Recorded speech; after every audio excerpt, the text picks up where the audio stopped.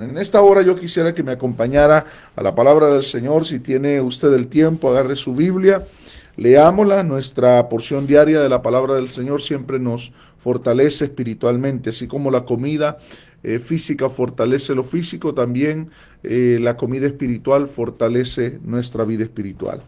Y vamos a leer en el primer libro de Reyes, capítulo 18, verso 41 al 44. Hoy vamos a hablar un poco de cómo activar nuestra fe. Dios bendiga a mi hermana Samantha López, que siempre está pendiente de las transmisiones también. Dios me la bendiga. Primer libro de Reyes, capítulo 18, verso 41. Dice la palabra del Señor de la siguiente manera. Entonces Elías dijo a Acab, sube y come y bebe, porque una lluvia grande se oye. Acab subió a comer y a beber, y Elías subió a la cumbre del Carmelo, y postrándose en tierra, puso su rostro entre las rodillas, y dijo a su criado, sube ahora y mira hacia el mar. Y él subió y miró, y dijo, no hay nada. Y él le volvió a decir, vuelve 7 veces.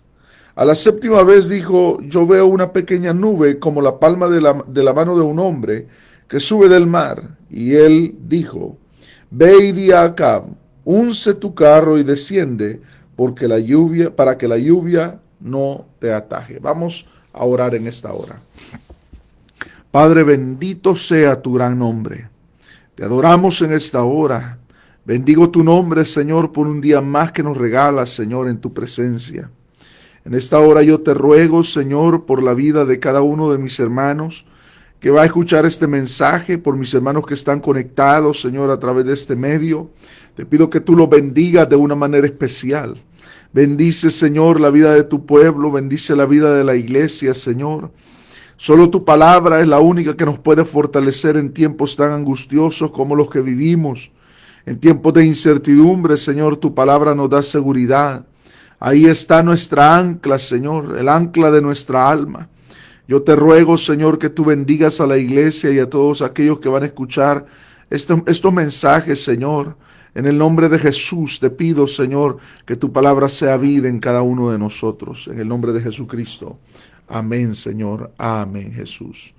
Gloria al nombre de Jesús. Dios bendiga a mi hermana Liliana. Dice que nos está escuchando desde Buenos Aires, Argentina.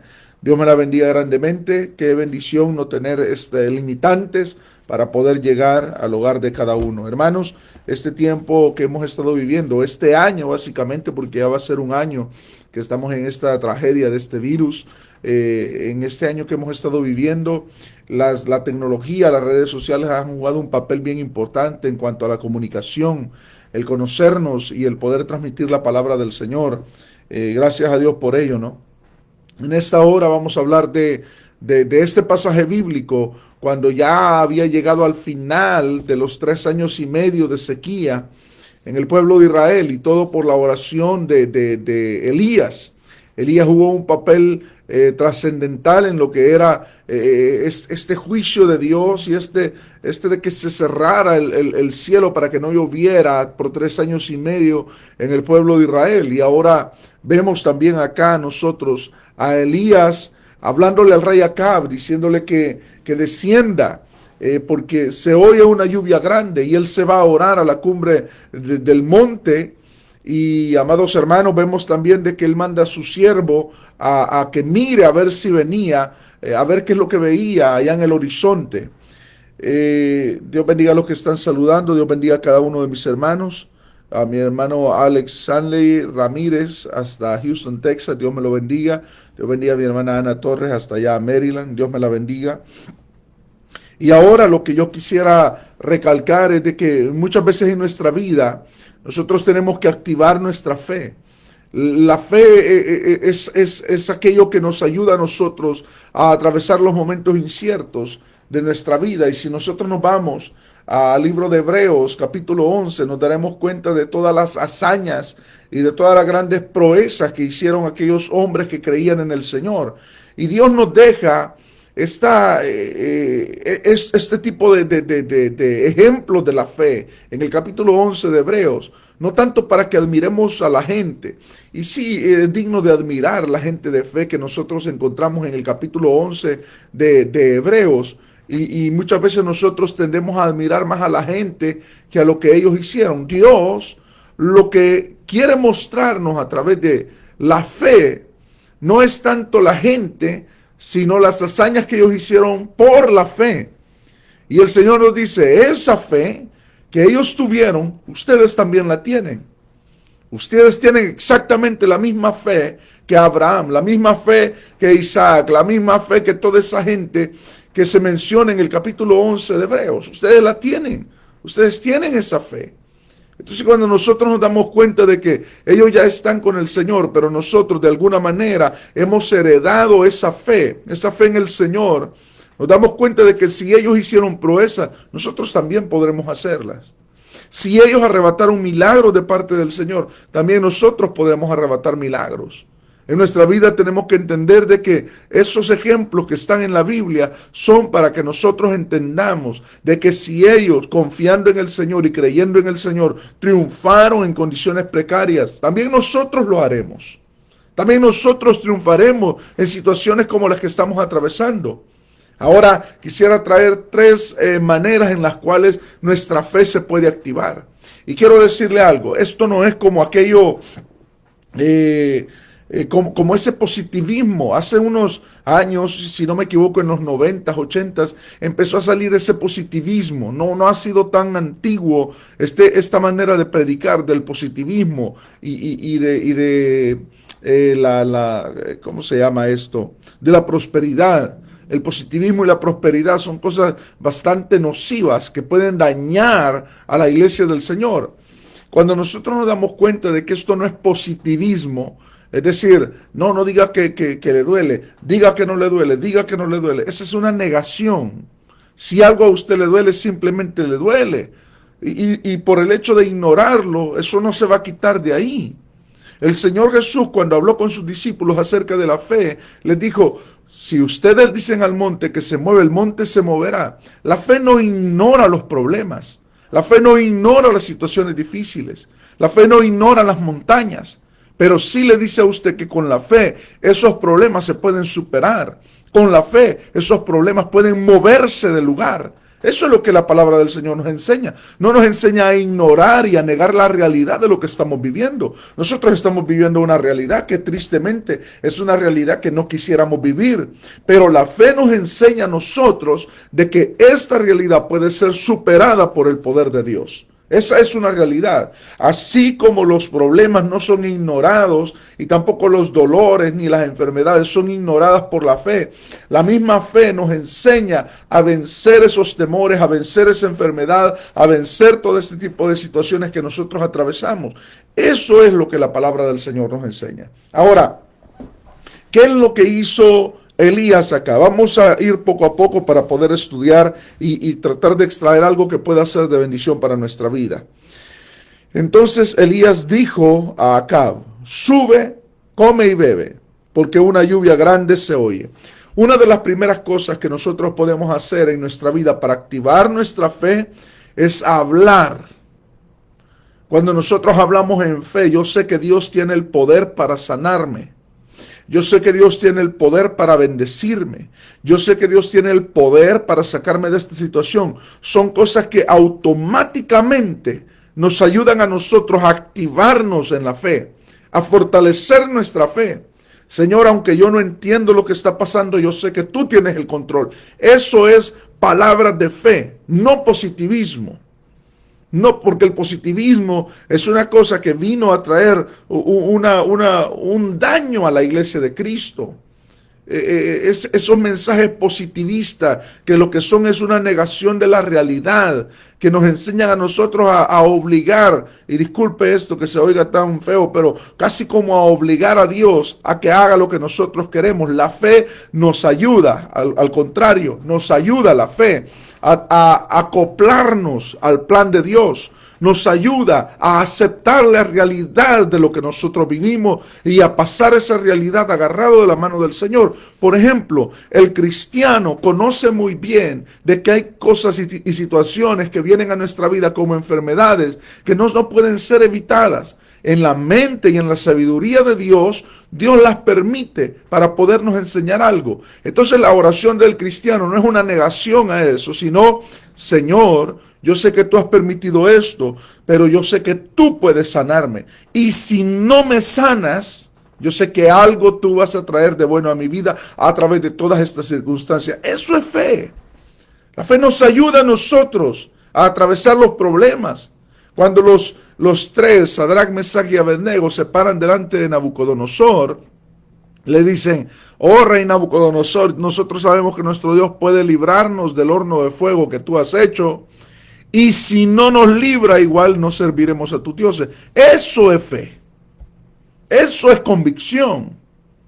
No reclamarle a Dios, Señor, si de aquí tú no me sacas, si de este horno tú no me libras, yo ya no te voy a servir. Eso es una negación a la realidad de la vida que nosotros vivimos.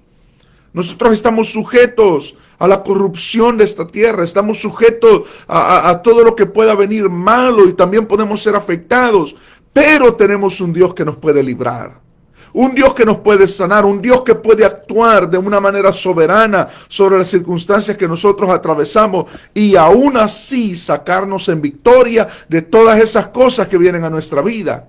Pero si no lo hace, igual seguiremos adorándolo. Eso es fe. Entonces Elías está acá y a través de esto podemos aprender cómo activar esa fe. En primer lugar, hablando la realidad de lo que Dios puede hacer.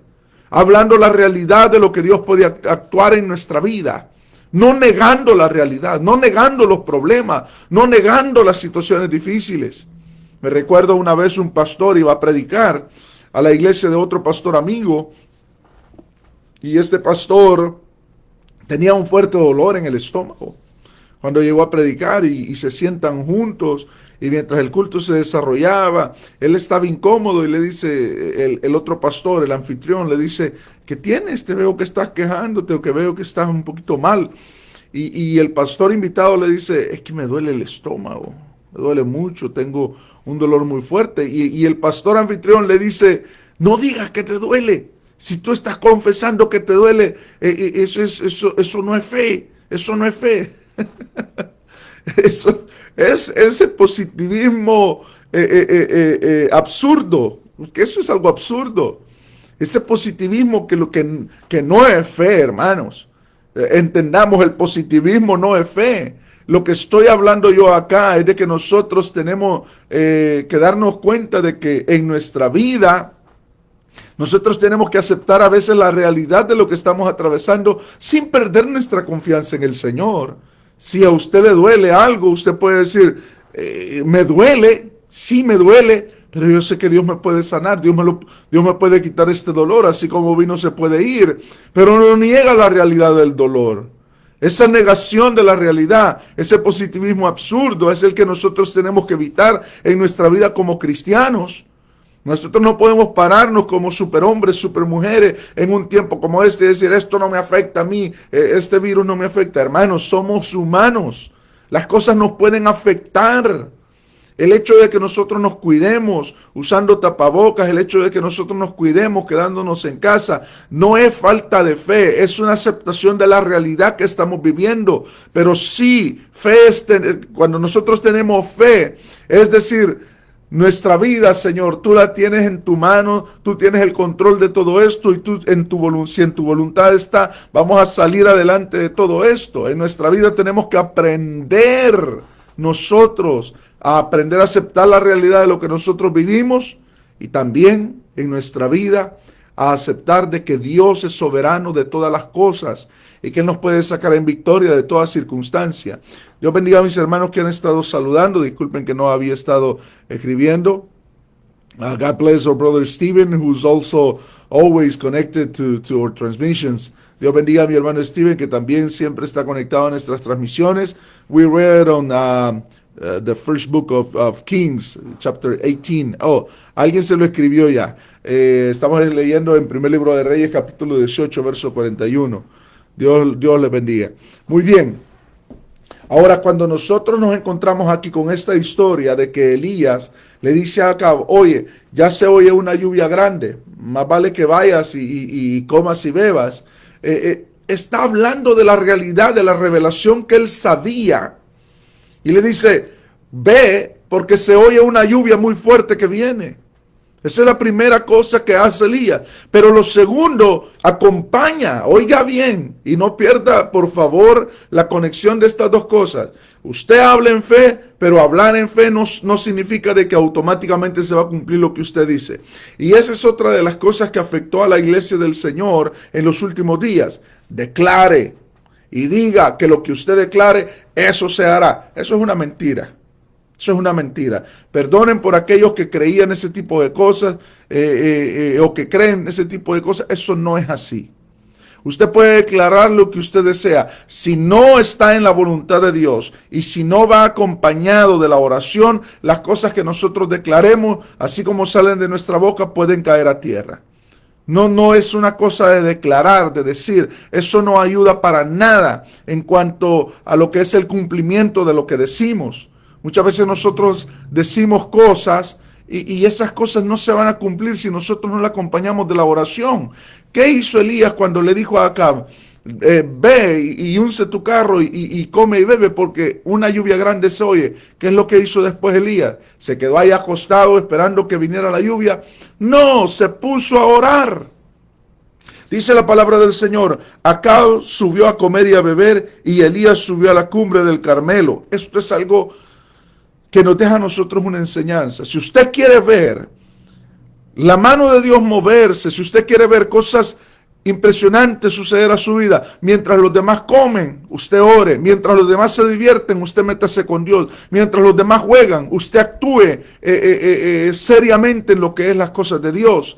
Mientras los demás se divierten, mientras los demás hacen otras cosas, usted vaya y métase en su alcoba, ore, métase con el Dios de lo imposible, con el Dios real, un Dios verdadero, y Él obrará milagros en su vida. Se cumplirá aquello que usted está esperando, si es la voluntad de Dios.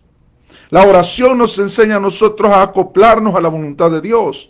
Y aquí nosotros vemos a un hombre, a Elías, que conocía la voluntad de Dios y que sabía que ya tenía el tiempo para que lloviera, que ya se acercaba el tiempo de que viniera la lluvia. Él ya lo sabía, pero no solo por eso se quedó de brazos cruzados, sino que fue a la oración. No solo habló en fe, sino que fue a la oración. Y ese es un problema que nosotros tenemos ahora en nuestro día. Y disculpe que sea tan realista, pero es que nosotros como pueblo del Señor tenemos que salir de todo ese oscurantismo que han traído estas nuevas doctrinas modernas, que lo que han hecho es dañar a profundidad la iglesia del Señor. Diciéndole que proclame, que declare y que hable. Eso no tiene nada que ver. Mejor ore. Mejor ore para que para que los milagros de Dios se cumplan en nuestra vida. Mejor oremos. Mejor, esto no es un amuleto. Mire, nosotros nos estamos enfrentando a un tiempo donde la gente quiere recibir todo a cambio de nada. Milagros a cambio de nada. Quiere recibir cosas buenas a cambio de cosas malas. Eso es imposible. Nosotros como iglesia del Señor tenemos que ver en la Biblia que aquellos que vieron la gloria del Señor pagaron un precio muy alto, muy alto. Aún así, que su propia generación los despreció. Dígame cuántos seguidores tenía Jeremías. Ni uno. Ahí estaba Baruch que le ayudaba con las cartas, pero él no tenía gente que le apreciara. Dígame cuántas personas fueron fan de él. Si las redes sociales hubieran existido en ese tiempo, él no hubiera tenido ni un amigo. Sus palabras eran demasiado duras, sus profecías eran solo juicios. Veamos otros, hablemos de Ezequiel, hablemos de gente que fue en contracorriente en su época. Personas de fe, personas que realmente estaban enraizadas en Dios. Entonces cuando nosotros vemos todo eso, nos daremos cuenta de que Si nosotros queremos ver cosas grandes en nuestra vida, tenemos que pagar un precio de sacrificio. Mire lo que hizo Elías. Elías estaba orando mientras Acab comía. Nosotros tenemos que ver de que en nuestra vida también nosotros es imposible de que recibamos algo a cambio de nada. A veces nosotros como iglesia del Señor actuamos como si Dios nos debiera a nosotros. Como si Dios tuviera que sanarnos porque sí tiene que sanarnos. Como si Dios tuviera que obrar, como si Dios tiene que obrar porque Él nos debe a nosotros. Hermanos, esa actitud egocéntrica que ha marcado esta generación del siglo XXI tiene que acabarse en nosotros. Dios no nos debe nada. Yo le debo a Él. ¿Y por qué le sirvo? Porque le debo. Le debo mi salvación, le debo mi vida eterna, le debo todo lo que tengo. La ropa que ando puesta se la debo a Él, la salud que tengo se la debo a Él, la voz que tengo se la debo a Él, todo lo que tengo se lo debo a Dios. Él no está en deuda conmigo, yo estoy en deuda con Él. Y eso me ayuda a mí a tener los pies en la tierra y el corazón en el cielo. Dios no está obligado a sacarme de una situación si Él no lo desea. Quien sí está obligado de entender y de indagar y de ser el responsable de saber por qué, buscar por qué el Señor permite esto en mi vida, soy yo. A través de la oración yo puedo hacer eso. A través de la oración yo puedo decirle, Señor, no entiendo esta situación, no entiendo esta enfermedad, no entiendo lo que me está pasando, pero Señor, yo sé que tú me puedes hablar. Hazme entender, Señor. Y como dice el libro de Job, Señor, enséñame tú lo que yo no veo. Hazme entender lo que yo no puedo ver a simple vista. Ahora nosotros en nuestra vida nos estamos enfrentando a una generación que actúa como si Dios le debiera a ellos. Y ¿sabe qué es lo más terrible de esta generación? Es que es una generación que quiere conseguir las cosas de Dios sin orar nada. Y no le habla a esta generación de un ayuno o de una vigilia. No le hable de eso porque yo he oído aún gente salir de seminarios teológicos, pastores diciendo, usted no tiene que orar, usted no tiene que hacer nada, Dios lo hizo todo en la cruz del Calvario. Vamos, hermanos, no seamos de ese tipo de personas. Eso es una mentira. Nosotros tenemos que pagar un precio. Mire el precio que pagaron los apóstoles, el precio que pagó Pablo para llenar el mundo conocido del Evangelio. Él pagó un precio y al final no lo recibieron con guirnaldas y flores en su tierra natal. No, lo decapitaron en Roma, le cortaron la cabeza. Si nosotros fuéramos realistas, amados hermanos, del Evangelio que nosotros predicamos, amados hermanos, nos daremos cuenta de que tendremos que pagar un precio si nosotros queremos ver la gloria de Dios en nuestra vida. Si nosotros queremos ver la gloria de Dios en nuestra vida, tenemos que aprender a morir a nuestros deseos, morir a nuestros planes, morir a nuestra vida. ¿Y a quién le gusta morir? Si nosotros hablamos de morir, a nadie le gusta morir. El apóstol Pablo dijo en algún momento, si no me equivoco, en Gálatas 2:20, ya no vivo yo, Cristo vive en mí. Y lo que ahora vivo en la carne, lo vivo en la fe, en el Hijo de Dios. Él se declaraba muerto, un hombre que no tenía voluntad. Pero en primer lugar, ¿a quién le gusta morir? A nadie. El tema de la muerte no es tema de conversación cuando nos juntamos con la familia a comer una buena cena. No es un tema de conversación. Nadie habla del tipo de madera que se va a utilizar para su ataúd. Nadie. Porque la muerte no es un tema de conversación, no gusta. No hablamos de eso porque es una realidad que no queremos enfrentar. Pero amados hermanos, cuando nosotros vemos en la palabra del Señor, que la palabra del Señor dice que el que pierda la vida en este mundo, la ganará para la vida eterna, y el que gane su vida en este mundo, la perderá eternamente. Estamos hablando de morir al yo, morir a nosotros, morir a nuestros anhelos, morir a nuestros deseos. Y cuando nosotros vemos acá a un hombre, Elías, que le dice al rey, ve y come y bebe, y él se queda orando, es alguien que está muriendo a sus deseos. Alguien que no solamente activa la fe hablando, sino que también orando. Nosotros no podemos meternos en este mundo de el que declara, el que dice, y lo que tú digas eso se hará, porque tu palabra como hijo de Dios tiene poder. Amados hermanos, las palabras que nosotros decimos tienen que ser de acuerdo a la palabra del Señor y tienen que ir acompañadas con oración. Con oración. Lo que Elías estaba hablando acá no era una cosa de que él se había sacado de la mente o de las emociones. Elías sabía de que el tiempo había llegado para que lloviera. Él lo sabía muy bien, por eso se había presentado. Pero él no se quedó de brazos cruzados solamente porque ya sabía la revelación. Se fue a orar para que Dios culminara un proceso en el cual había metido al pueblo de Israel por su idolatría, por su alejamiento de Dios y su paganismo. Esa es la segunda manera en la cual nosotros podemos activar nuestra fe. Lo primero es hablando en fe. Y vuelvo y repito, hablar en fe no es un positivismo, no es negar la realidad. La fe no niega la realidad, la fe acepta la realidad, pero sobre la realidad humana hay un Dios todopoderoso que puede cambiar y alterar las cosas que pasan humanamente. Número 3, la palabra del Señor dice, y dijo a su criado, sube ahora y mira hacia el mar.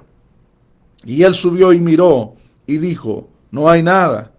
Y él le volvió a decir, vuelve 7 veces. Aquí hay 2 cosas que nosotros podemos extraer. Número 1, de que, y esto es algo para mí muy interesante, cuando Elías le dice a su criado, ve al mar y mira lo que ves, no estaba hablando de ir a la puerta, de ir aquí cerquita. Le estaba hablando de recorrer millas para ir a ver. Ahora usted en nuestros tiempos no le puede pedir algo a alguien porque se molesta. Se molesta. Vaya y haga. ¿Y por qué yo? ¿Y por qué a mí? ¿Y por qué no lo hace otro? Es una cosa tan difícil que nosotros nos encontramos en nuestros días que amados hermanos, es algo que hasta da, no sé qué hablarlo, pero no le puede pedir nada a nadie. Ve y anda para allá. Y el siervo regresaba y le decía, no veo nada. ¿Sabe cuántas veces lo mandó? Lo mandó 7 veces. Hermanos, para todos aquellos que están comenzando en la obra de Dios, jóvenes o adultos, como sea, si usted quiere llegar a ser un siervo de Dios, primero usted va a tener que aprender a servir en la iglesia, a servir a los demás, sin enojarse, sin molestarse. Porque nadie que llega a tener una posición grande delante de Dios y en una iglesia no cae en esa posición primero, sino que siempre ha servido. Todos hemos limpiado baños, todos hemos barrido templos, todos hemos trapeado pisos. ¿Y qué sucede con eso? ¿Qué de malo hay en eso? Lo seguiríamos haciendo si es necesario. No es cualquier piso, es la casa de Dios. Es el templo donde se reúnen los santos del Señor. El problema, ¿sabe otro problema al cual nos estamos enfrentando en nuestros días? Y nosotros como pastores, sobre todo acá en Estados Unidos, no sé si también este fenómeno se da allá en Centroamérica, en Sudamérica, en México, pero ese fenómeno de que la gente llega a la iglesia esperando a recibir ya, de primas a primera, un privilegio prominente. Y si no le dan ese privilegio, se va del templo, se va de la congregación, se va de la iglesia. Es impresionante cómo personas llegan a la iglesia queriendo... mi hermano Manuel, preach it. Mi hermano Manuel dice, predica, pero es que es una realidad, hermanos.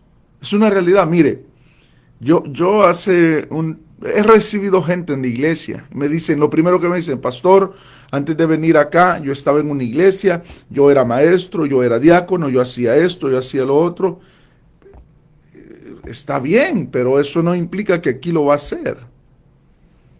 Entonces, claro, obviamente, lo primero que nosotros no podemos dejarnos llevar por lo que la gente dice. Yo le puedo decir a usted, mire, yo resucito 7 muertos, pero eso es lo que yo digo. Eso es algo que no tiene credibilidad hasta que usted no conozca mi testimonio, usted no vea quién yo soy, usted no conviva conmigo.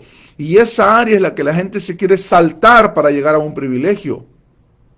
Entonces, había gente que llegaba a la iglesia y cuando ellos no veían, de que uno les daba de predicar el púlpito, sino que tenían que empezar limpiando sillas y ordenando cosas y así, se iban de la iglesia. No sé a qué se debe este fenómeno en la vida de las personas, pero hermano, si usted quiere llegar a tener una posición dentro de una iglesia que tenga realmente peso, no una posición de juguete, ni una posición ficticia, sino algo que tenga peso, siempre, óigalo bien, va a comenzar sirviendo, sirviendo. Y el problema de esta generación es que no quiere servir, hermanos. Oiga, si hubiera alguien acá que quiera en el nombre del Señor escalar en la vida cristiana, usted tiene que servir. Yo he tenido que servir. No todo el tiempo ha sido ser predicador constante en campañas o en iglesias o en aniversarios. No. Yo me recuerdo, les voy a contar parte de mi experiencia como joven. Yo me recuerdo de que yo sacaba bosquejos, cientos de bosquejos, y nunca predicaba. Yo me la vivía sacando bosquejos. Y yo me recuerdo que cuando caminaba de la casa a la iglesia, que era una media hora, 40 minutos, casi siempre que yo caminaba bajo la lluvia, bajo lo que fuera. Yo no sé si usted ha tenido el privilegio de caminar al templo bajo la lluvia, guardando su Biblia bajo la chamarra o la chaqueta, como le llame. Y allí iba uno con la Biblia, cuidando la Biblia, y uno empapado. Yo me recuerdo que yo llegaba a la iglesia con los jóvenes, llegábamos una hora temprano y todavía, perdón lo gráfico de la situación, pero hasta retorcíamos nuestros calcetines, colgábamos nuestras camisas, esperando a que se secaran un poquito para poder entrar al culto. Son cosas que uno no cambiaría por nada, hermano. De ahí a limpiar, de ahí a barrer, a trapear, en aquel tiempo, en aquel piso de cerámica que nosotros teníamos allá en mi país, El Salvador, no me pesaba, no me pesaba. Y yo me recuerdo que teníamos campañas de jóvenes, y yo decía, ¿cuándo me van a dar de predicar a mí? Algún día voy a predicar yo. Y cuando yo veía que el predicador no llegaba, yo me emocionaba, porque yo decía, tal vez me llaman a mí para predicar, y de repente a medio culto aparecía el predicador irresponsable. Entonces son cosas que uno anhela. Y yo me recuerdo que mientras yo caminaba para el templo, yo iba siempre predicando en mi mente. Yo en mi mente iba predicando en campañas, iba predicando grandes mensajes, hasta sentía la presencia de Dios, hasta los enfermos se sanaban en mi mente. Entonces, son cosas que uno experimenta y vive y son necesarias para la salud de la vida cristiana. ¿Cuál es el problema de nuestra generación del siglo XXI? Es de que quieren todo a cambio de nada. Y además de eso, si no se les da, se resienten, se sienten mal y se van de las iglesias. Y por eso andan de iglesia en iglesia, sin afirmarse en un lugar, sin tener un lugar donde asentar el pie, donde poder crecer, donde poder su testimonio tener validez. Y por andar de iglesia en iglesia, su testimonio ya no tiene validez. Es impresionante la generación que nosotros estamos viendo desarrollarse delante de nuestros ojos, una generación que quiere todo a cambio de nada. Y además de eso, se molestan. Es impresionante. Y ahí nosotros nos encontramos. Y yo le digo, hermano, si usted quiere tener estabilidad en su vida, aprenda a servir. Gócese con aquellos privilegios que no son vistos. Gócese con aquellos privilegios que no son reconocidos. Con aquellos privilegios que nadie ve que usted los ha hecho, porque eso significa que solamente Dios los ve y Dios lo puede recompensar. Muchas veces nosotros queremos los aplausos y tantas cosas, pero eso a la larga no valen en el mundo espiritual. En el mundo espiritual lo que tiene peso es la aprobación de Dios con nosotros. Oiga, la aprobación de Dios con nosotros, la aprobación de Dios con nosotros. Si Dios lo ha aprobado, gloria a Dios. Si Dios lo mira desde el cielo, gloria a Dios. Esa es una bendición total, porque la gracia de Dios no se puede comprar con nada, hermanos, con nada. Que sus predicaciones, que su vida tenga sustancia, presencia de Dios, no se consigue en seminarios teológicos, no se consigue en ninguna otra cosa, sino en la presencia de Dios. Entonces hay mucha gente que quiere llegar a tener posiciones sin servir. Este siervo que le servía a Elías en este momento, lo mandó 7 veces a ver qué es lo que veía allá en el horizonte por el mar. 7 veces, hermanos. Ese hombre estaba sudando. Ese hombre, y aún así vemos una queja de él. Ahora usted no puede mandar a servir a la gente porque se molestan. Es impresionante lo que nosotros vivimos en nuestros días. Ahora, lo otro que quiero que nosotros veamos acá es: y dijo a su criado, sube ahora y mira hacia el mar. Y él subió y miró y dijo, no hay nada. Y él le volvió a decir, vuelve 7 veces. Otra de las cosas que actúa, que activa nuestra fe, es el actuar. Actuar en fe. Actuar en fe no estoy hablando de una manera irracional. No, no, no, no, no, no, no. Actuar en fe significa obedecer a Dios. Eso se llama actuar en fe. Quien aprende a obedecer a Dios es una persona que alcanza el éxito en el mundo espiritual. Y el éxito no es tener una oficina, el éxito no es tener un título universitario. Éxito en el mundo espiritual es muy diferente al mundo físico. Éxito es que Dios esté agradado con uno. Eso es éxito. Que Dios lo mire a uno desde su trono y diga, ese es mi hijo en quien tengo contentamiento. Ese es éxito. Éxito es alcanzar el favor de Dios en mi vida. Éxito es alcanzar en mi vida la presencia de Dios. No se consigue de la noche a la mañana. Se consigue con actuar constantemente. Una manera constante de actuar en la obediencia a Dios. Amados hermanos, gloria al Señor. Dios bendiga a mi hermana Grace, dice. He tenido que pagar el precio. He tenido que pagar el precio. Pasé sentada en la iglesia por 3 años. Les voy a decir algo. Una vez, y fíjese que yo siento que esto acá en este día, y lo que estoy hablando como que ha tomado un diferente tono, porque estamos hablando de cosas bastante reales para nosotros. Yo me recuerdo una vez, yo orando, estaba muchacho, hermanos. Tenía unos 15 años, lo mucho, 16 años, lo mucho. Y yo me recuerdo que yo le dije al Señor y hice un trato con Dios esa vez. Y Dios me probó duramente, porque a veces cuando nosotros oramos, no nos damos cuenta la realidad de lo que es la oración, que Dios realmente nos oye. Y yo le dije, Señor, nunca en mi vida voy a pedir un privilegio. Señor, si un privilegio voy a tener en mi vida, tú me los vas a dar todos. Pero yo no voy a andarle pidiendo ni a los presidentes de la sociedad, ni a los encargados de departamento, como usted le llame. No voy a pedir nada, Señor. Todo privilegio tú me lo vas a dar. Hermanos, esa noche hice la oración y al día siguiente como que todo el mundo se olvidó de mí.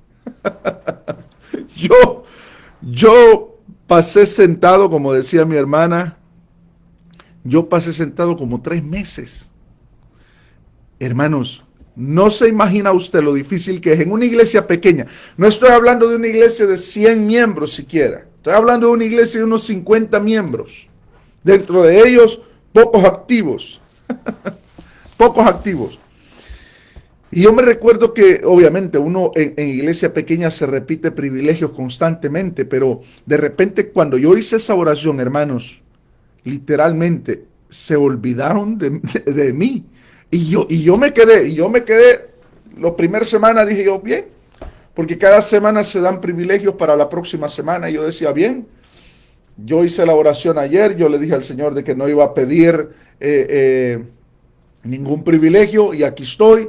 Y con la frente en alto, ¿no? Pero cuando pasan 2 semanas, 3 semanas, un mes, ya usted dice, Dios mío, estoy en juicio, tengo disciplina divina, o qué es lo que pasa. Y yo me recuerdo que yo empecé a llorarle a Dios, Señor, perdóname si hice una oración mal, perdóname, Señor, yo quiero privilegios, quiero predicar, anhelo predicar, aunque sea en un culto pequeño, aunque sea 3 personas, Señor, dame un privilegio, dame un privilegio, dame un privilegio. Y pasó ese tiempo, esos como 3 meses, y gracias a Dios volví a trabajar dentro de la iglesia. Pero, hermano, qué bonito es saber de que cada privilegio que yo he tenido desde entonces, nunca se lo he pedido a un ser humano, sino que todo se lo he pedido al Señor. Hay un precio que pagar. Hay un precio que pagar. Hermano, y sobre todo aquellos que son evangelistas, sobre todo aquellos que les gusta predicar la palabra del Señor, ¿por qué llama usted a las iglesias para que le den privilegios? ¿Por qué no va a las rodillas y le pide a Dios, Señor, ábreme puertas, que me inviten a predicar, que no sea yo, que la señal de que tú me estás llamando a predicar sea de que la gente me invite y no yo me promueva yo mismo? Eso es algo que nosotros tenemos que aprender. Los privilegios no vienen de los hombres, hermanos, los privilegios vienen de Dios. No busque privilegios dados por hombre, ni provocados por usted. Busque los privilegios que vienen de Dios y se va a dar cuenta que se disfrutan más. Porque usted sabe que vienen de Dios. Hay un precio que se paga por todo lo que estamos hablando. Actuar en obediencia a Dios no es cosa fácil. Actuar en obediencia a Dios a veces implica dejar las cosas que yo quiero de lado, dejar los anhelos míos y llevar mi voluntad a obedecer a Dios y decirle, Señor, pues aquí estoy. Otra experiencia que yo tuve fue cuando a los 17 años tuve que venirme para Estados Unidos, hermanos. Yo estaba trabajando como presidente de jóvenes, estaba, amén, la hermana ahora corrobora y dice, ahora entiendo que Dios me quería preparar para algo mejor. Los privilegios prematuros muchas veces nos arruinan nuestra vida espiritual. Un privilegio prematuro para una persona inexperta le va a dañar de por vida. Eso es una cosa que usted anótelo el día que se lo estoy diciendo. Un privilegio prematuro para una persona inexperta le va a dañar para siempre. Los privilegios es mejor que lleguen en el tiempo adecuado en el cual Dios desea. No promueva a los hombres, no se promueva a sí mismo. Deje que Dios actúe en su vida, deje que Dios le ponga donde le quiera poner. Cuando yo llegué a Estados Unidos, hermanos, yo no sabía que era la voluntad de Dios. Yo no quería moverme de mi país, yo no quería venirme a Estados Unidos. Amados hermanos, yo estaba trabajando como presidente de jóvenes, estaba bien involucrado en la iglesia, yo vivía en la iglesia prácticamente, estaba trabajando activamente en la obra de Dios. Era algo que yo no quería ni siquiera moverme de ciudad, estaba metido en la iglesia. Y en esos tiempos me dijeron, te tienes que venir para Estados Unidos, te hemos arreglado los papeles. Hermanos, para mí no fue una bendición. Yo tuve que hablar con mi pastor, yo tuve que orar, yo no quería aceptar esa realidad. Pero al final no entendía de qué era la voluntad de Dios ni lo que Dios quería hacer con mi vida en este país. Cuando yo llegué a los 17 años acá a Estados Unidos, a California, yo me la pasé llorando casi todo un año entero. El primer año yo no entendía nada, yo no sabía el sistema, yo no conocía nada. Dejar a mis amigos, dejar la iglesia fue un dolor muy grande para mi vida. Amados hermanos, ¿qué le quiero decir con eso? Que muchas veces nosotros tenemos que entender la voluntad de Dios y aceptarla y obedecerla. Y eso cuesta. Yo me recuerdo, al final de ese año, yo hice una campaña de oración. Hermanos, fue tan grande la tristeza que yo atravesé y tan grande el deseo que tenía de servirle a Dios como le serví en mi país, que yo le dije, Señor, hoy comienzo una campaña de ayuno y oración y voy a dedicar esta semana a ayunar y a orar hasta que tú me contestes, porque yo te quiero servir. Y si aquí en este país yo no te voy a servir, yo me regreso de nuevo para mi país. Yo me recuerdo que empecé ese día a orar de 7 de la mañana a 3 de la tarde, 7 de la mañana a 3 de la tarde. Oraba constantemente. Hermanos, al cuarto día Dios me contestó. Al cuarto día llegó una persona, un hermano de una iglesia, tocando la puerta, buscándome y me dijo, hermano, me dicen que usted se le servía a Dios en su país, venga, yo quiero que me ayude a predicar acá. Me llevó a un campo blanco, a una célula, no sé cómo usted le llama en su país, y allí empecé a predicar. Desde entonces no he dejado de servirle a Dios en este país. Usted quiere ver cosas grandes, usted quiere ver cosas que Dios le conteste, tiene que meterse profundo con Dios. No es un asunto de recibir todo a cambio de nada, hay sacrificios. El actuar en fe, el caminar en fe, el hacer las cosas por fe, Eso significa de que nosotros vamos a ser obedientes a Dios, y ser obedientes a Dios significa morir a mis anhelos. Cuando yo estaba estudiando, 16, 17 años y después 18 años acá, me recuerdo que me empezaron a invitar a predicar tanto a las iglesias, 18, 19 años, predicaba en tantas campañas acá que dejé el estudio de lado y dije, no, me voy a dedicar a servirle al Señor. A los 20 años comencé a pastorear. Hermanos, hay sacrificios que uno hace. Hay sacrificios que se tienen que hacer en la vida. Y esto se lo digo no para que usted diga, oh, el hermano, qué lindo. No, no, no, no, no. Sino que vea qué sacrificios tiene usted que hacer en su vida para ver la gloria de Dios. ¿Qué sacrificios usted tiene que hacer hoy? ¿De qué manera usted tiene que caminar en fe? ¿De qué manera usted tiene que activar su fe? ¿De qué manera? ¿Qué cosas hay en usted que tienen que cambiar? ¿Qué cosas hay en usted que tiene que dejar? ¿Qué cosas hay en usted que tiene que sacrificar para ver la gloria de Dios? Cuando Dios le dice a Abraham, sacrifícame a tu hijo, no lo dudó, su propio hijo en el altar, porque él sabía de que Dios era tan poderoso que se lo podía resucitar después de sacrificado. Eso es lo que nos dice Hebreos. Ahora, cuando nosotros en nuestra vida vemos todo esto, cómo la fe se puede activar en nosotros, hablando en fe. Y vuelvo y repito, no es una negación, no es un positivismo. Hablar en fe es muy diferente. Reconocer lo que estoy pasando, reconocer la dificultad, reconocer la situación difícil, pero también reconocer que hay un Dios que puede cambiar todo. En segundo lugar es orar. Ninguna de las palabras, ni lo que nos han enseñado estos apóstoles de nuestros días, de que declare, y lo que usted declare, eso se hará. Nada de eso va a hacer que esa palabra que usted hable se cumpla, sino solo la oración y ir a la presencia de Dios. Y eso es la otra cosa. El otro paso para poder activar nuestra fe es la oración. En la oración nosotros hablamos con alguien que no vemos, y solo el acto de orar ya es un acto de fe. Y lo último es actuar en fe. Y eso significa actuar en obediencia a Dios y a su palabra. Actuar en obediencia a los planes determinados de Dios para mi vida. Bien, hermanos, me detuve quizás un poquito más de lo normal en esta predicación, en este día, pero espero que lo que hayamos hablado sea de bendición. Espero que lo que hayamos dicho no haya dañado a nadie, porque es lo que no deseamos, pero hay cosas que se tienen que decir, hay cosas que tenemos que hablarlas, hermanos. Hay que ver la realidad de lo que estamos viviendo y también ser conscientes de nuestra responsabilidad que tenemos como cristianos. En esta hora, Dios me lo bendiga. Yo quiero orar con usted, no por usted solamente, sino con usted.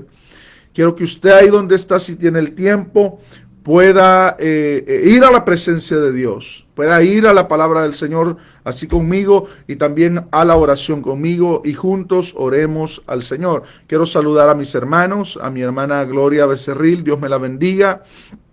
Dios bendiga a mi hermana Daisy, Dios me la bendiga.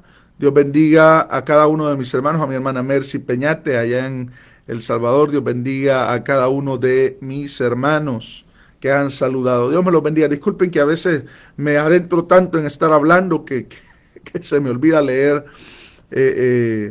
los comentarios. Gloria a Jesús. Dios bendiga a mi hermana Amparo. Gloria a Dios. Hasta allá a Tabasco, ¿no? Gloria a Dios. Bendito sea el nombre de Jesús. Hermana Estela, Dios me la bendiga. Allá a Spring, qué bendición poder estar aquí conectados. Hermanos, qué alegría poder compartir con ustedes la palabra del Señor. Compártalo en sus muros, compártalo con alguien que lo necesita. Hay gente que necesita oír en estos tiempos más que otros tiempos la palabra del Señor, que es la que nos va también a activar nuestra fe a nosotros. La fe viene por el oír y el oír por la palabra del Señor. Así que, amados hermanos, en esta hora yo quisiera hacer una oración. Unámonos juntos, hermanos, y yo sé que Dios hará cosas grandes. Padre, en esta hora, en el nombre poderoso de Jesús, te pido que bendigas la vida de mis hermanos, tu pueblo, Señor, que está en esta hora oyendo este mensaje, Señor. Te pido que cada uno de nosotros pueda ser testigo de tu poder, testigo de tu gracia y de tu gloria, Señor. En el nombre de Jesús yo te ruego, Señor, sácanos adelante, Padre. No negamos la realidad de lo que estamos viviendo, Señor, a través de esta pandemia, pero sí conocemos a un Dios soberano, un Dios tan poderoso que puede sacarnos en victoria de esta pandemia. Padre, en esta hora yo pongo en tus manos a mis hermanos allá en Sudamérica, en Centroamérica, en México, en África, Señor, en Europa, en todos los lugares, Dios mío, donde está tu pueblo clamando y adorándote, Señor. En esta hora yo te pido, Padre, que seas tú obrando en la necesidad de cada uno de mis hermanos, sobre todo, Señor. Te pido, Dios mío, por aquellos hermanos que están, Padre, enfermos ahorita, Señor. Señor, pon tu mano en mis hermanos pastores. Pon tu mano, Señor, ten misericordia, ten piedad, ten misericordia, ten piedad, Señor, de los pastores que ahorita están enfrentando, Señor, esta crisis del virus. Te ruego, Señor, que tú pongas tu mano sobre ellos. Sálvales, inmuniza a tu pueblo, Señor. Una vacuna más poderosa, Señor, es la que tú puedes darnos a nosotros de inmunización ante todo esto que estamos viviendo, ante este virus, Señor, que está afectando a la humanidad. Padre, en esta hora yo te ruego, pon tu mano ahí donde están mis hermanos, y que ese tiempo pueda convertirse en un tiempo, Señor, de oración y de clamor, de estar delante de tu presencia. Gracias por este día, gracias por esta hora, Padre. Gracias por permitirnos predicar tu palabra y por permitirnos ser ministrados por tu Espíritu. En el nombre de Jesús, en tus manos pongo, Señor, este mensaje. Gracias, Señor. Llévalo hasta donde lo necesiten. En el nombre de Jesús. Amén, amén y amén. Gloria a Jesús. Dios me los bendiga, hermanos, una vez más. Comparta esta transmisión a través de sus redes, ¿verdad? Que yo sé que va a ser de bendición para alguien. Si usted quiere escuchar más mensajes que yo sé que van a ser de bendición para su vida, puede ir a las diferentes plataformas de audio, que puede ser TuneIn, Spotify, pueden ser Pandora, todas esas plataformas. Para mis hermanos que usan también dispositivos de Apple, podcast, ahí pueden ustedes oír mensajes de años que se han predicado y poder alimentarse en estos tiempos que más necesitamos oír la palabra del Señor. Y hermanos, ha sido un gusto estar con ustedes. También en YouTube pueden encontrar muchos mensajes que pueden edificar su vida. Así que un saludo a todos, a mis hermanos en El Salvador, a mis hermanos acá en Estados Unidos y donde quiera usted esté. Que el Señor me lo bendiga en este día. Ha sido un gusto estar con ustedes. Si usted se conectó a mediados o a final de esta transmisión, le recomiendo, le aconsejo que vaya al principio y pueda escuchar el mensaje completo de este día.